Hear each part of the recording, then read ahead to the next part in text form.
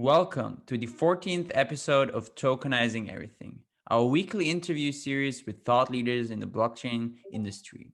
Today's guest is Peter Rafelson, writer and producer in the film and music industry who has written over 30 Billboard #1 hit records for artists such as Elton John, Madonna, and others. Additionally, he is working with all major studios in Hollywood and consults and produces for many international tech companies, including Microsoft, Apple, and Toshiba. Before we begin, I have to mention that all opinions today are solely personal and do not reflect the opinion of Amazing Blocks or any other involved parties. So let's begin. Happy to have you, Peter. How are you? I'm good. Thank you so much. Let me pull in my professional microphone. I'm now in the world of podcasting, so I should know something about this. Perfect. So, since I've already given an intro, maybe you want to just briefly also introduce yourself, tell us, maybe what led you to the blockchain industry, and generally give us an overview of your career and life. Yeah, it's a fun story. So my background is really three generations of entertainment industry. My great uncle, Samson Rafelson, created the first film with sound, very innovative. It was called The Jazz Singer.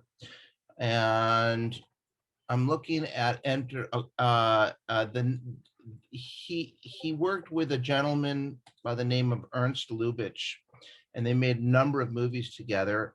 And that partnership wound up creating the basis for Paramount Studios, which is still to this day one of the big studios.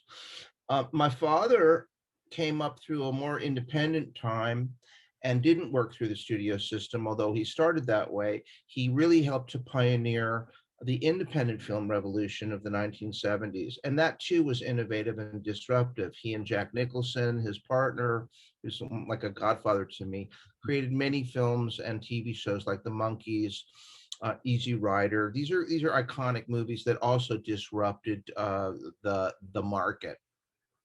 Of course, I came up in the 60s and there was no really independent music business and there was no real individual technologies. I had the first calculator.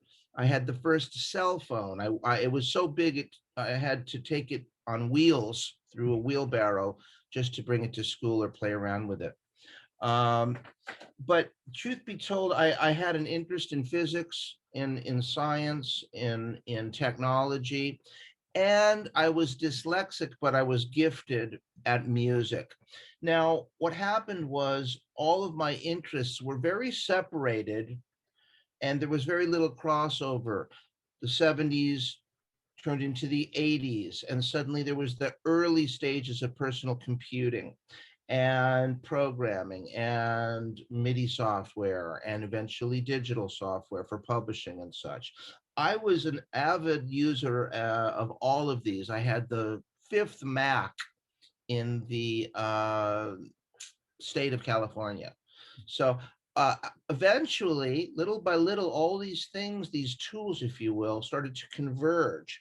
And I became one of the earliest users of digital technology for recording audio and producing. And suddenly I had a big career on my hands. I was a gifted musician, but that with the technology is how I made that extra leap. Well, what happened was I started writing hit songs and producing them. And suddenly I became the owner of all of these rights, massive catalog. And the interesting thing about that is there was no way to administrate, collect, generate revenue or receive revenue unless you worked through a status quo industry that already existed, very high level, right? But I don't know if I was stupid or smart or cocky or maybe arrogant, but when it came time for me to figure out how to get paid for all of this work, I didn't like the idea of signing it over to somebody else. I wanted to try to keep those rights to myself. And I began a long journey of pioneering and creating what became the independent music business, the DIY, do it yourself, right? So again, using technology, organizing, you still needed to go through traditional means, but more and more I decided to develop my own system for managing and administrating. So long story short, which is already a long story, I created DigiRamp, and DigiRamp stands for the Digital Rights and Asset Management Platform. Now, this was a way for me to basically automate the maintenance, administration, and collection of revenues for 5,000 copyrights that I'd created. Well, it was not easy because I realized early on from a technical standpoint that whatever systems exist, you still need to work with them, but you also want the flexibility of doing things completely independently. And if you have to change one small item, you can't depend on another company to do that. So I reverse engineered this fintech, if you will, the financial technology, to be able to be completely flexible. Well, I got a call from Gavin Wood from the Ethereum what's it called, organization, his early development of that platform, and the folks who were particularly disruptive in blockchain development and crypto. Up until that point, they'd really only focused on the currency aspects of crypto. And when I heard from him, I was not terribly familiar. Yes, I'd mined Bitcoin. Yes, I played around. And yes, I was always interested. But when he saw DigiRamp, he told me that this was the first real application that I'd created. It's a platform as a service that was really well positioned to port directly to blockchain because of all of the aspects that were similar: the provenance, the authorization, the access, the certification, the digitization, and the actual, similar to tokenization, except that in my world, it's called the interested party information. All of these things matched up perfectly. And I was blown away. Oh my Lord, what an amazing coincidence or timing. Finally, everything I knew, everything I'd done, everything I'd built, everything I owned, everything I created, all started to align. And it was this moment in time where technology and a new, entirely new protocol, blockchain, seemed to be aligned with what I was doing. And that's how I really got into blockchain. Of course, I started trading more and more, and I started creating relationships. And eventually I founded a blockchain crypto exchange called alt.market, and continued always with music and media. But the bottom line is that I was able to really harness all of that information and that wisdom, and that knowledge and the tools to combine into what is the new what I call the swarm economy. And that's where we are today.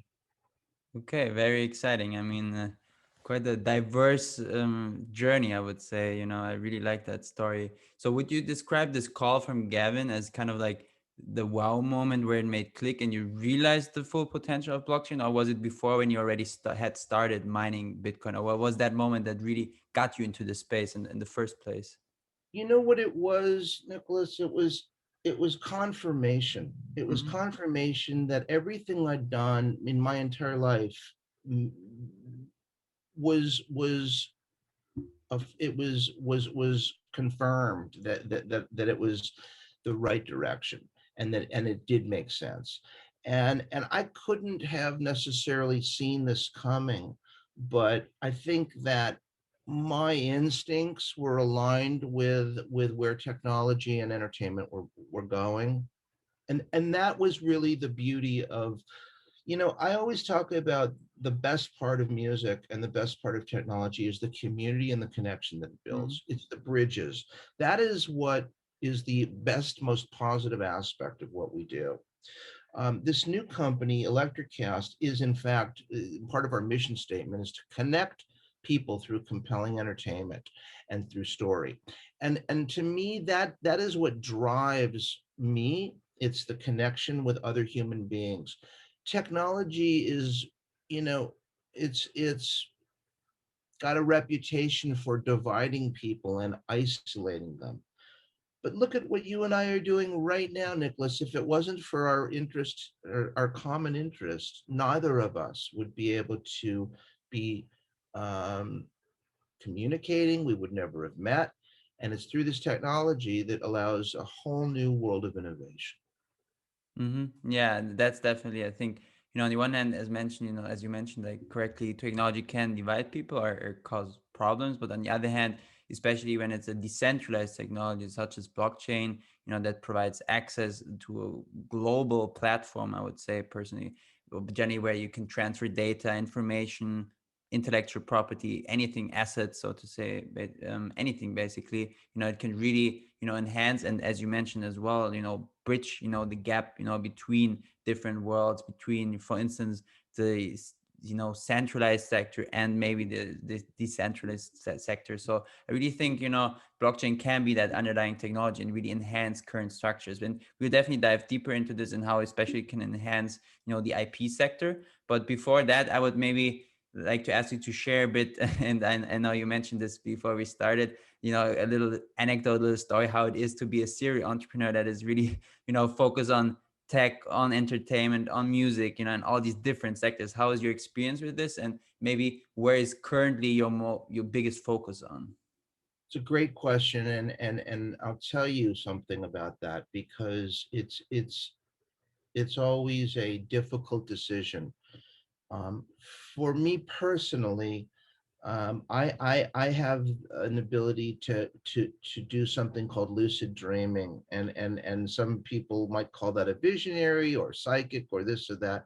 But the way I look at it is, when I see potential for something that doesn't exist, I'm compelled to create that potential and to realize that potential and to manifest that potential. Now, that sounds very spiritual, and maybe it is. But when it comes to business, I'm very much about trying to find something that A, I can do, but B, I can do the best.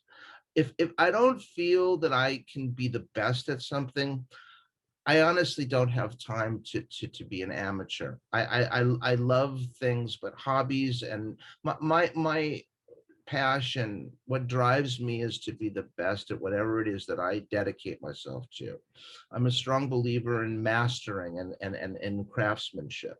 So the nine or so companies that I founded and that I still run, most of them were done entirely alone, in the sense that there was no partnership, no investment and such.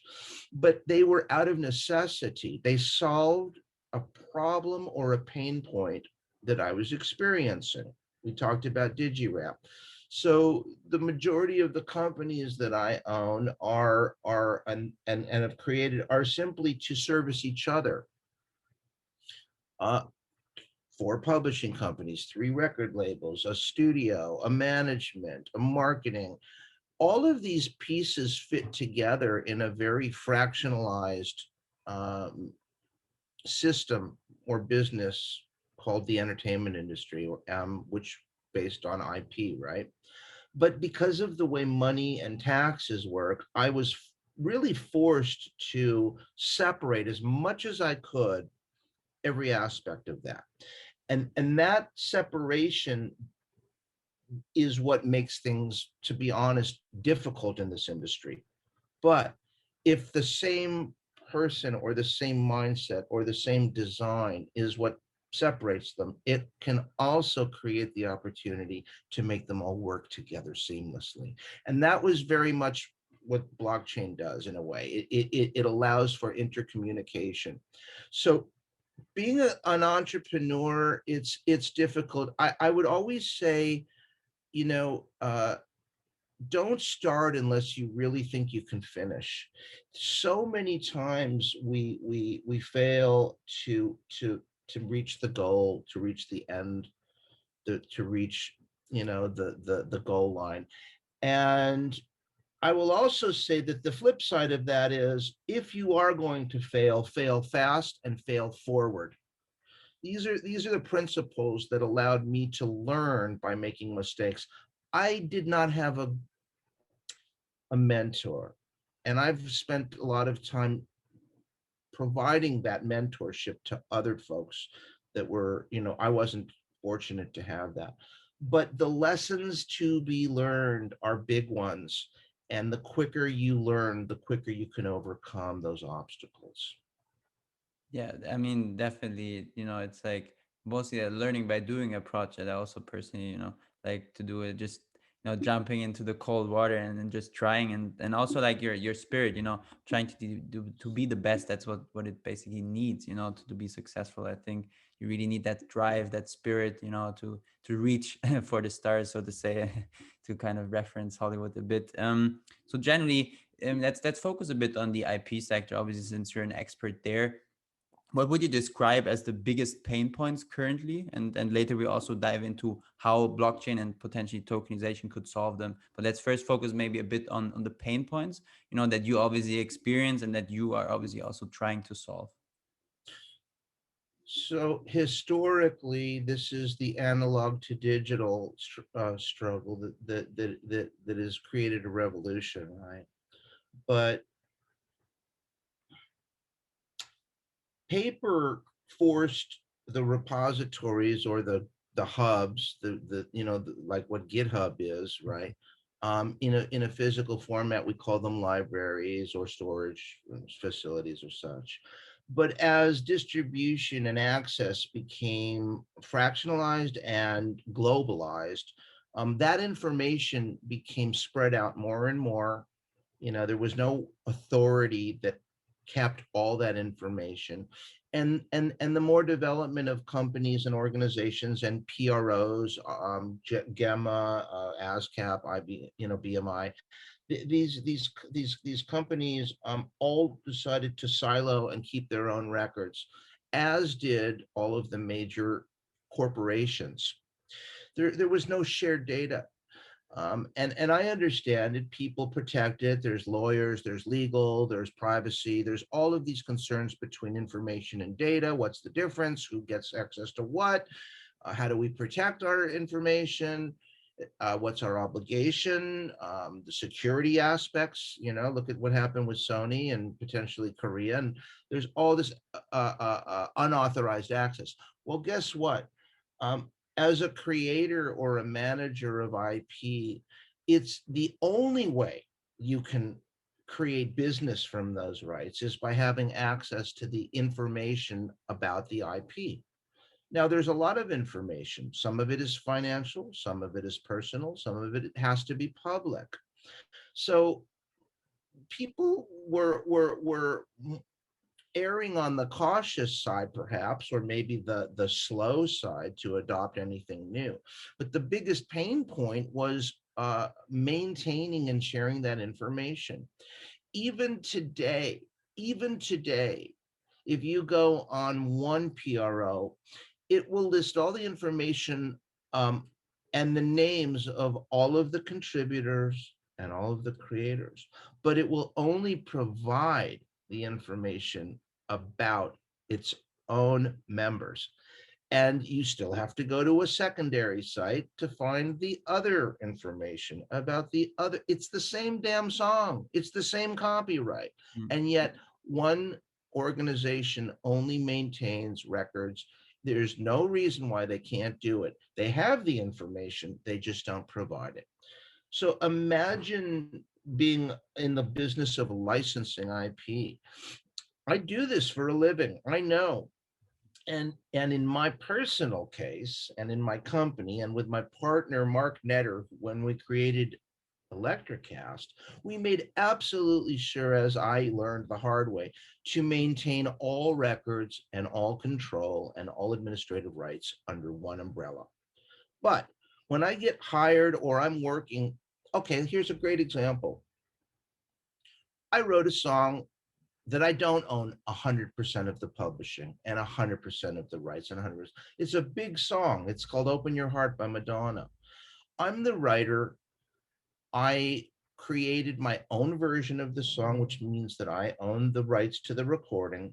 And yet I still couldn't get an answer from the co-writer Madonna uh, and Warner Brothers as to how to get this song licensed in a film that my own father had directed.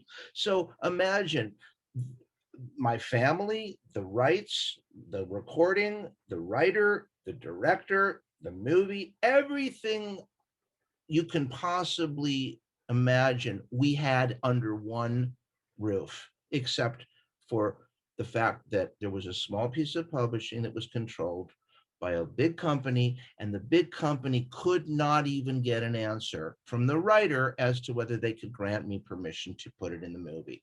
I waited for 45 days. I would have been happy if they had just said, Peter, sorry, the answer is no, no permission granted. They couldn't get an answer. I would call every week. We're still trying. You guys are Warner Brothers, and you can't just give me a yes or a no. Like, what is the holdup here? Well, we have to go back to our warehouse to look at the contracts to see whether we have permission to grant the license or whether we have to go. That's a pain. That's a good example of a pain point. Organized accessing of information about the copyright. Yeah, and generally not being in control of what you create at the end of the day, right, is the biggest issue, I would say. Yeah. Or knowing what you Yeah. control. Yeah, exactly. And that's a, a great pain point. I think that a lot of artists, and not just in the entertainment brand, but generally I think in business, in the business sector, like most of these people that create these innovations that, verify these patents, they have a lot of struggles. Even in the patent industry, it's sometimes hard, to register for this patent, to obtain the necessary licenses in other jurisdictions as well, for especially startups and so on. It can be quite costly, right? So that's a huge issue. So do you think applying blockchain tokenization and thus tokenization can solve this, or generally how do you guys at Electrocast and DigiRamp try to solve this? It's a great question. Great question. So one thing for certain is that there will always be the need for both public and private. And the way I envision this working in regards to IP and personal versus public information is to create what are called hybrid blockchains, and that some are public and some are private. And this way, the data can still be provided and tokenized and accessible, but depending on by whom, and unhackable, it makes it a little bit easier to say, okay, a smart contract says that Nicolas can access this, and if he pays $2, he can get access to all the information, including every song that's ever been written, or every artist that's recorded the song, or maybe every TV show that's the song is already in. And but he can't see my income from it, and he can't see the fact that I've willed my daughter's dog walker 1% of every dollar that comes through the publishing company. So there's infinite layers, but the beauty of a smart contract or a blockchain is that it's completely customizable, and the right to make available that information, that is a right itself. I have the right to control not only what the information is, but who gets to gain access to it, right? That is a huge step forward in the world of IP. Um, my family created a film called Easy Rider many years ago, right? And I've got a warehouse the size of a half a football field full of contracts that I'm trying to sift through just to find the language from potentially hundreds of parties involved in this, that proves the chain of title to that. That information is valuable, and it was on its way to an incinerator when they said, guys, please don't destroy this. I will go rent a truck and take all these boxes of contracts. And I did. And if my instinct is correct, it will have been well worth the the rental to move all of that paper into a warehouse. But those are the key differences between blockchain and traditional data storage, databases, and centralized storage of information. Yeah, definitely. I think this, or Jenny, do you think that this democratization of intellectual property will also allow maybe people that so far have not had access to this innovation, when looking at the business sector, but also the entertainment branch, and allows them to have this access to maybe morphing then, these intellectual property rights into an investment vehicle that can then be, offered even to people that, for instance, in, underdeveloped communities that together join a group where they together, Yeah, for it's instance. fractionalized ownership. Yeah, Fractionalized ownership. exactly. Okay. So I look at it the opposite way. The answer is to your question, yes, but I look at it as for the first time, a creator has the ability to offer that, or an owner or a stakeholder can offer that. Now, say you and Jan and Mark and I and our parents all owned a song together. Mhm. So this is something that I wrote, and I offered everybody a portion, a fraction of that stakeholdings or an interest in that song. Now the question is, to what degree do you control your interest? Well, in the traditional ownership structure, there are laws depending on what jurisdiction and what territory you're in that say in order to license this song to a film, all the writers must agree, all the publishers must agree. And if one of them doesn't agree, even if you have majority and there's 1% of one writer's interest, he can block that. In Mhm. other companies and other territories like Europe, it's quite different. It's the opposite, in fact. Some are majority ruled, some are a single stakeholder can license that, right? But if in the scenario I said where we all own a piece of that, I may be interested in saying you guys can participate. Everybody participates financially, but nobody has administrative control. Mhm. Administrative control is the right to control and license legally what happens with that interest. It is by all means potentially more valuable than even ownership. I'll tell you a good example. I have no ownership of this hit song, but I control who gets to make money with it. Mhm. Now, what would versus I have all the ownership, but I have no control over who gets to make money with it. What would you rather have as a business?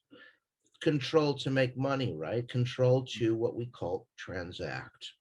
The transactional rights is crucial to IP. And this is something that blockchain allows somebody who does have that right to then assign it, to share it, to control it. Imagine if I said, hey, Nicholas, you own 1/1000th of 1% of the right of the copyright, but I'm giving you the right to go and generate contracts and sales and licenses in Uganda, New Zealand, and Liechtenstein.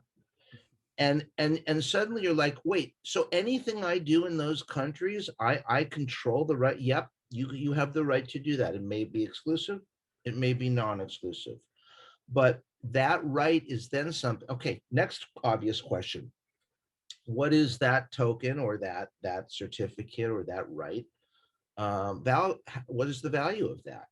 Well, so in the smart agreement, you are allowed to sell your interest in your own token and transfer or trade or exchange that interest with anybody, but specifically for the Uganda territory. You may exercise your rights in Liechtenstein, but you can't sell or transfer those. So you can see how it gets very complicated, but it's incredibly flexible. That's what's so exciting about technology and IP. Yeah, yeah, I fully agree. And since you mentioned, the regulatory side here, I just would like to quickly ask you, do you think, from a legal side, we are ready for this, or what to you needs to happen, in terms of progressive laws that need to be implemented? Well, I think you and I are ready. Definitely. I can tell you that there's no law that excludes us creating an agreement as long as it doesn't infringe on what is federally regulated copyright laws. Mhm. So um, it's fascinating because on DigiRamp, which is this platform I created, I was constantly asked, well, what's preventing somebody from creating fraud and Mhm. claiming uploading a Beyonce song and say that they're the writer? You know, there many of the platforms are terms of use, right? And they say you're not allowed to. The way I've looked at this is if something can go wrong, it will go wrong. And you assume and embrace the idea that you can never stop bad actors. But what you can do is prevent them from connecting to other systems, the bad data. So this is again about this concept that you still need a bank, you still need a social security number, you still need a tax return, and all of these classic fiat related institutions and laws and economic structures. I think there is room for that to be connected to blockchain. And I think that it's important that there is maybe not the idea of regulating decentralized, but this is where we go back to the hybrid concept. So there, look at what is happening with PayPal and with Visa. Everybody's using the blockchain now, but they're using it in the context of fiat values and fiat structures. So eventually, I think that there will be. I mean, look, we can make our own laws. We could maybe make our own country. We can make our Mhm. own DAC, decentralized, autonomous, and make any rules that we want as long as we're not violating other government laws. And they've got to coexist. I'm always in favor of them coexisting together and being respectful and working together. We use Stripe on a blockchain. Stripe is fiat. They do Bitcoin, and they deal with their own regulations. I think they're up to 20 something countries where it's legal to use Stripe as your Mhm. gateway and your money sender. But all of the transactional occurs on the blockchain. Yeah, I mean, I fully agree with your statement there in regards to maybe like a coexisting world, basically. On the one hand, the decentralized blockchain space. On the other hand, the decentralized, regulated real world, so to say. Although probably a lot of the real world will then morph to the blockchain if especially the people realize the potential of it. And I think also what you mentioned in terms of decentralized autonomous organization, that's a great use case for blockchain with these governance tokens that are kind of coming up now and really are gaining fruition. So You know that's about great. Coinbase? Coinbase just announced they're going public. Yeah. This is the first American exchange that's got its New York-based crypto license, and Hmm. now but they're not going through the SEC normal channels. They're literally going to guess what? The fiat institutions and the bank systems to make their public sale. They're bypassing a lot of the process that a normal company would have to go through. So it's really happening, and there's no question that this pandemic, for better or for worse, accelerated this Hmm. process. Yeah. And guys like Elon and his sort of tipping of his hat and vote of confidence. Mm. Um, I didn't expect be Bitcoin to hit 50 till at least summer, and in Mhm. one day, Mhm. his announcement triggered 50K. So it just goes to show you how quickly things can change. Yeah, definitely. I mean, for me, it was the same. I thought I was telling a lot of my friends, so yeah, maybe wait, in terms of 50K or more till June, August or something. I was surprised myself, and I would say sometimes I have a good feeling for what the crypto market is doing, but that really, also, Thank you. surprised me, right? So since you mentioned Elon, just a quick question here. What do you think, it will make? Do you also see a risk there when Elon Musk is kind of promoting also these coins like Dogecoin that on the one hand, sure, are an interesting or a funny story, but on the other hand, in terms of looking at real world use cases for blockchain are not the most advanced technology, and are you also not, probably the most, yeah, I would say the best in terms of, accelerating the mainstream adoption, because there's a lot of risk as well that people now invest in these coins, Absolutely. Yeah. plays it, and Listen, then it drops, right? there are different philosophies and schools of Mm, investment. The one that is probably the wisest, or I would say the most validated, is what you call value investment. mm-hmm, And this is guys who look at a tire company and they see that the company it's been undervalued. They're producing something that's tangible, that can be measured, and that it's been overlooked, right? mm-hmm, But the value actually is there. You can literally go and count the tires and see that they're just not making it onto the trucks, but they have the goods and it's not getting there right. The fascinating part about human nature and the opposite of that is how social interaction, social activity drives the psychology of money. mm-hmm, I have to tell you something. It wasn't until a few years ago that I started learning from what is now a partner, a guy named Bryce Viner, who's the partner in the crypto exchange, what the actual meaning of money is. And yes, we all know, okay, there's a note, and a note can be represent gold or something that it was originally backed the US dollar, right? We know that that's no longer the case. But it, you know, when you think about, well, what is anything worth? And the only answer is it's what you can sell it for. mm-hmm, If you can't sell it, it's not worth anything. If you can sell it for a penny, it's not worth a lot. If you can sell it for $1 million, it's worth $1 million. So the idea that people, it's like they're rabid animals just consuming the excitement of, it's gambling. It's literally addictive gambling. And the smartest people who invest in blockchain and crypto say, you're gambling. You're literally look at it as a gambler. So, how much can you stand to lose? mm-hmm, That's the first question. What are you willing to lose? The rest is clear from that point forward. If you're prepared to lose this much, then anything you don't lose is great, is a profit. There are also money makers and manipulators and calculators, and we know that the largest mining companies and all of the quantum computing that's mm-hmm, going on, quantum investing, yeah, nobody will ever know what actually everybody is doing. It's just impossible. There's way too much power, and too much, the stakes are too high. But what we can do is we can, like you said, we can get a sense of what the general public mm-hmm, is seeing and thinking. And the media is that way to deliver to the masses what's going on, right?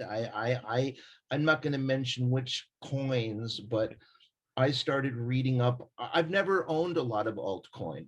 And recently, for the first time, I started playing with a couple of coins that I'd never even heard of, and I'd be surprised if most people would even recognize their names.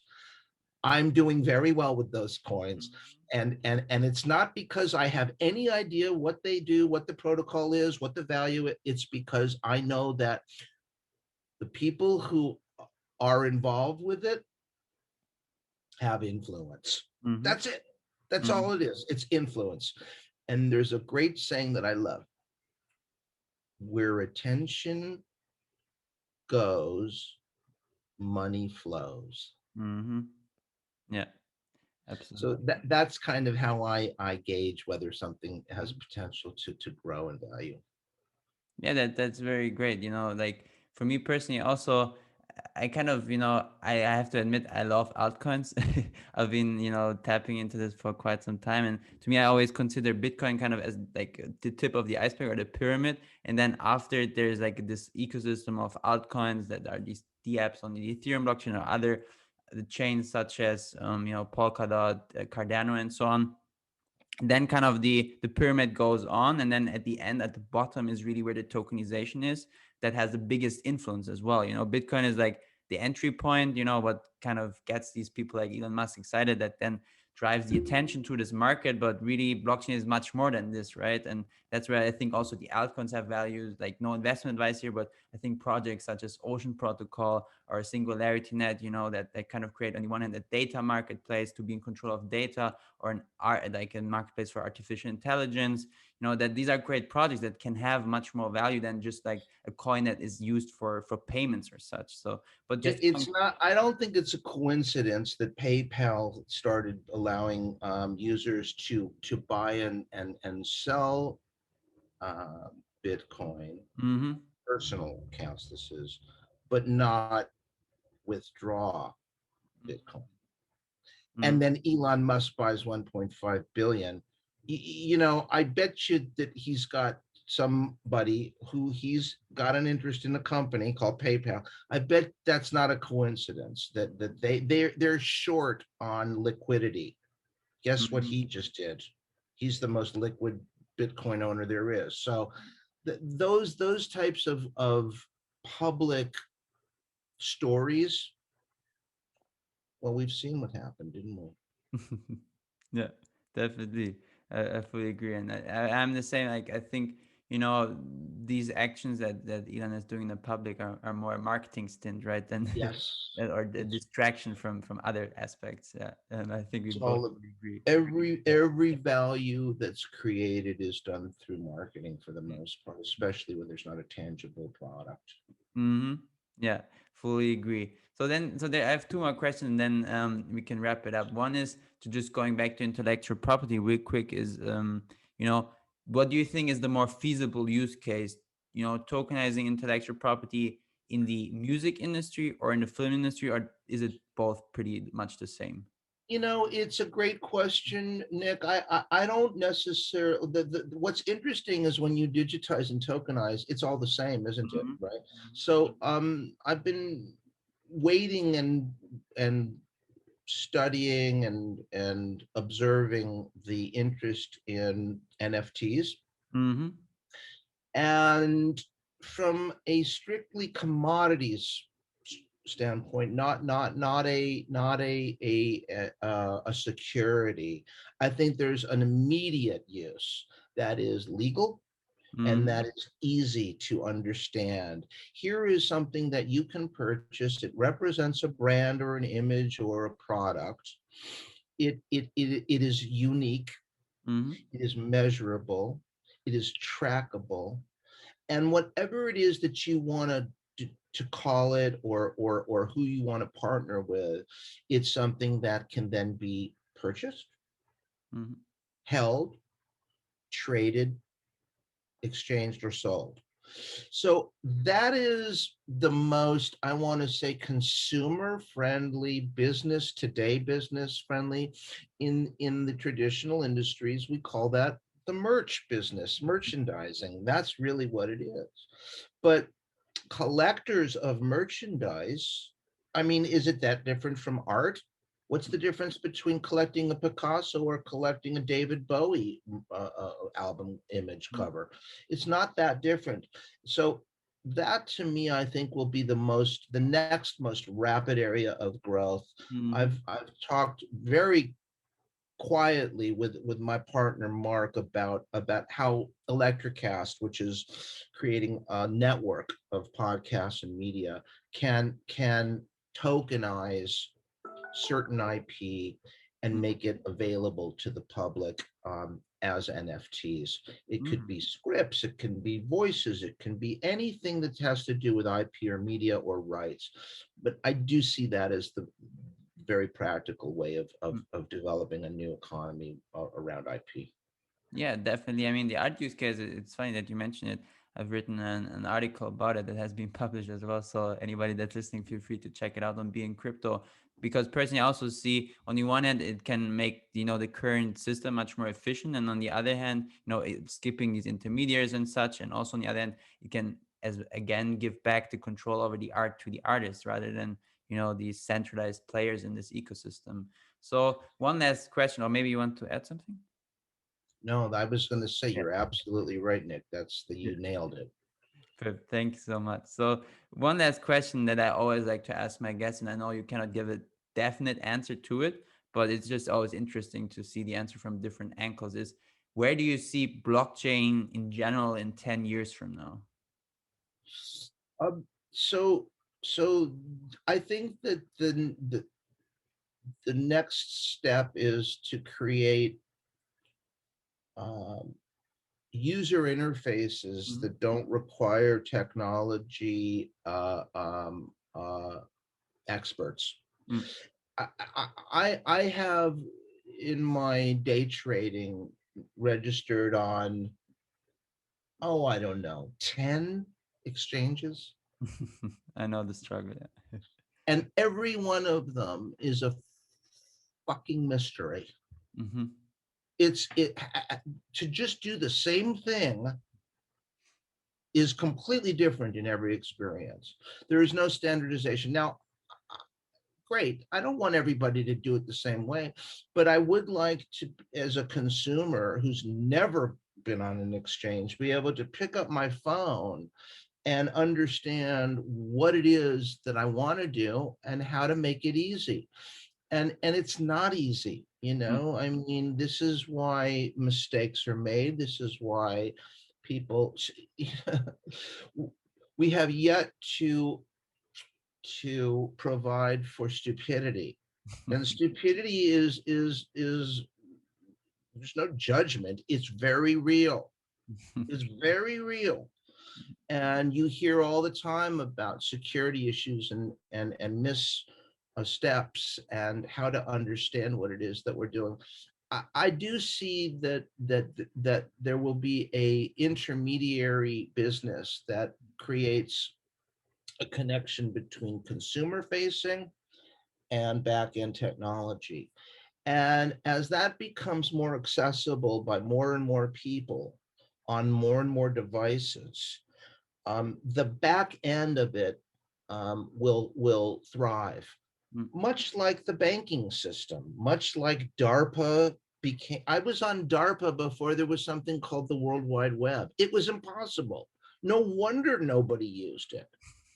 It was utterly. I mean, you have to be a geek with a lot of free time to function in that new innovative technology world. And by the way, there are a lot of geeks with a lot of free time.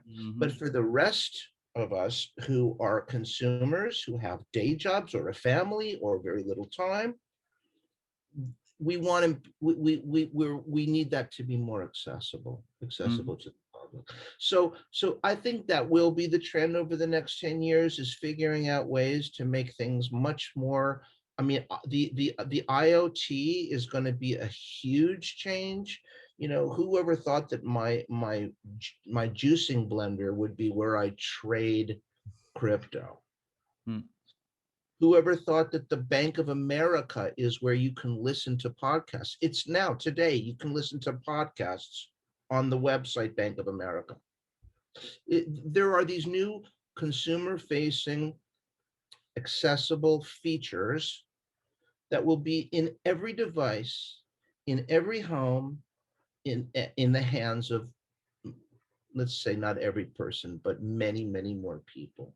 And that's when this becomes the new economy. And we have to be careful, because it really can replace government. It Mm. really can.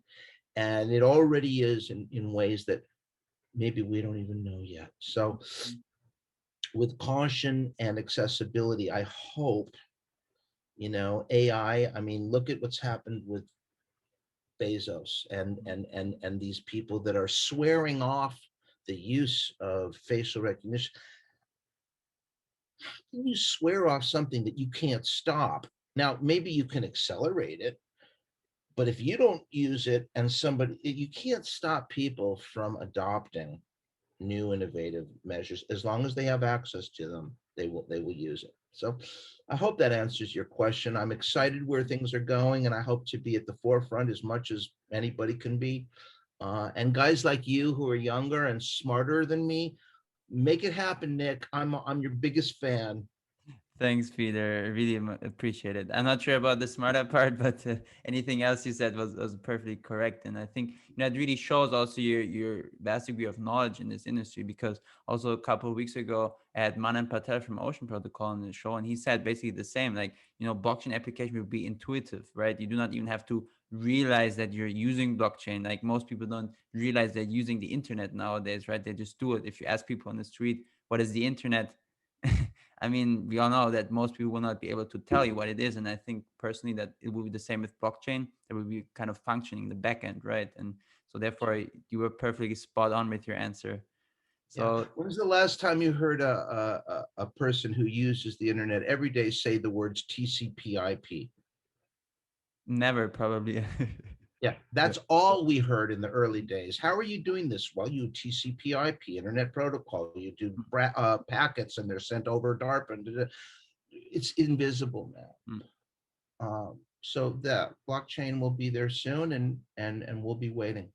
Yeah, definitely. We'll be both on the forefront. That's amazing. So thanks, Peter, for this great conversation. Sunny greetings to Hollywood, to LA. A big fan of the city and the area. So it was a pleasure having you, and thanks for your great insights, and good luck with all your endeavors.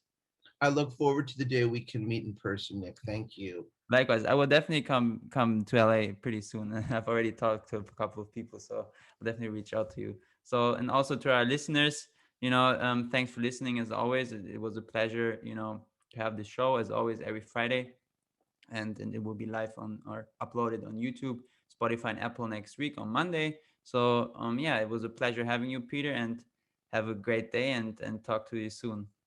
Thank you so much. And I'm just going to give one last plug to Electrocast. Mm-hmm. That's ELECTRA, electrocast.com. And come join us for a great time, and we really appreciate all of you and what you're doing. Yeah, well, I will definitely, share Electrocast when we publish everything, and I advise everybody to reach out to Electrocast and to you and your partners. So it's a great product you're creating. Thanks, Peter. Have a great day. You too. Bye bye. Bye.